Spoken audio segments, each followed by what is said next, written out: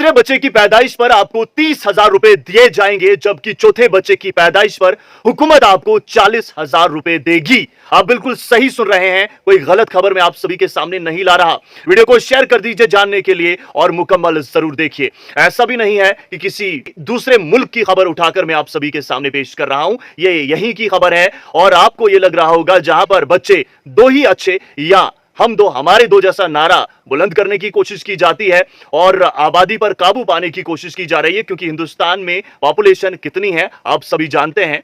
सवाल आपका यह होगा कि आखिर ऐसा ऐलान कहां पर हो गया। जी हां दोस्तों, यह मैं बात कर रहा हूं आंध्र प्रदेश की। वहां के चीफ मिनिस्टर चंद्रबाबू नायडू की जानिब से ऐलानन यह चीज कही गई है कि यहां पर जो भी चौथा बच्चा करेगा उसको 40,000 रुपए दिए जाएंगे, जबकि तीसरे बच्चे की पैदाइश पर आपको 30,000 रुपए हुकूमत देगी। लेकिन ऐसा ये क्यों कर रहे हैं, ये एक बहुत बड़ा सवाल है। तो जान लीजिए, ऐसा इस जगह इसलिए हो रहा है क्योंकि यहां पर तादाद जो जवानों की है वो घट रही है और ऐसा कहा जा रहा है कि इलाके में बूढ़ों की तादाद बढ़ रही है या फिर बढ़ चुकी है।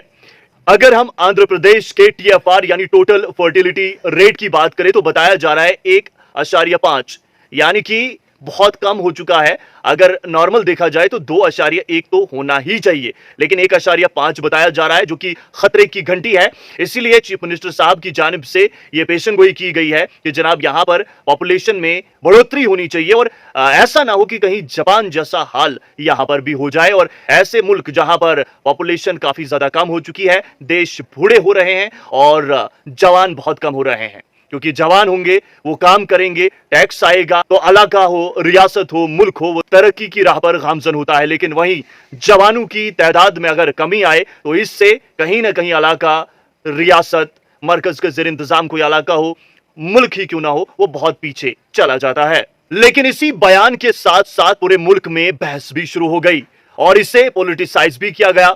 और इसलिए भी ये बात पूरे मुल्क में फैल गई क्योंकि पूरे मुल्क में कहा जाता है कि बच्चे दो ही अच्छे, लेकिन आंध्र प्रदेश में एक अलग ही बात कही गई है।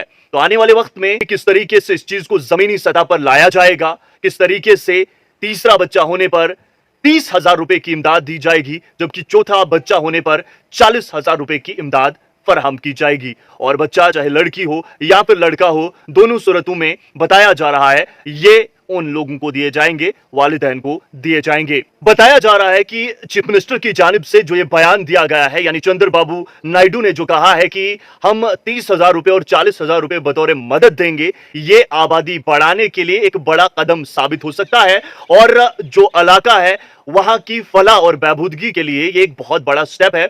और ये जो खतरा है वो भांपा गया है हुकूमत की जानिब से और इसीलिए इस तरीके का बयान दिया गया है। और इस बयान को जमीनी सतह पर कब लाया जाएगा, किस तरीके से लाया जाएगा, देखना यह होगा। लेकिन अजीबो गरीब खबर इसलिए बन गई क्योंकि जहां पूरे मुल्क में ये नारा है कि बच्चे दो ही अच्छे, वहीं यहां पर यह कहा जा रहा है कि बच्चे जितने ज्यादा हों वो बेहतर है, वो हमारी रियासत को, वो हमारे इलाके को तरक्की की राह पर गामजन करने के लिए बहुत अहम है। तो ये खबर जो है ये जाननी आपके लिए बहुत जरूरी थी और ये खबर जो है बहुत खास भी थी, क्योंकि जहां पर एक तरफ मुल्क में आबादी को कंट्रोल करने की बात की जा रही है, वहीं पर इसी मुल्क में एक ऐसा भी इलाका है जहां पर आबादी को बढ़ाने के लिए जोर दिया जा रहा है। अब इस बयान के बाद जमीनी सतह पर क्या कुछ होगा, आने वाला वक्त ही बताएगा और किस तरीके से सियासत इस मुद्दे पर होती है। जो अपोजिशन है या जो बाकी पार्टियां हैं उनका इस पर क्या रद्द-ए-अमल रहेगा, वो भी देखने की बात होगी। इस पर बताया जा रहा है कि कांग्रेस की जानिब से ये कहा गया कि ये